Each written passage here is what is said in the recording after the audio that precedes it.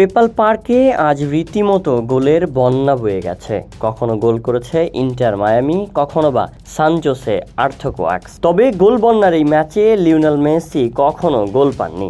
একের পর এক গোলের সুযোগ নষ্ট করেছেন আর্জেন্টাইন মিডফিল্ডার। ইন্টার মায়ামি অবশ্য জয়ের সংজ্ঞাও ভুলে গিয়েছে।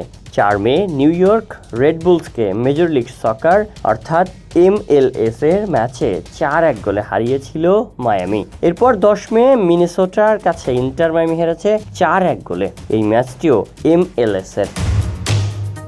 আর আজ বাংলাদেশ সময় সকালে অনুষ্ঠিত MLS এ সান জোসের সঙ্গে 3-3 গোলে ড্র করেছে ইন্টার মায়ামি। ম্যাচে আজ শুরু থেকেই ইন্টার মায়ামি সান জোস আর্থকোয়াক্স আক্রমণ প্রতি আক্রমণে খেলতে থাকে। মাত্র 3 মিনিটেই ম্যাচের ফল দাঁড়ায় 1-1 গোলের। 90 মিনিটের পর অতিরিক্ত 2 মিনিটে মেসি মায়ামিকে জেতানোর সুযোগ পেলেও সান জোসের গোলরক্ষক দানিয়েল সেটা রুখেও দিয়েছেন। San Jose Inter Miami match 3-3 গোলে অবশেষে ড্র হয়ে শেষ হয়েছে। Shayan Sabbir, BD archive.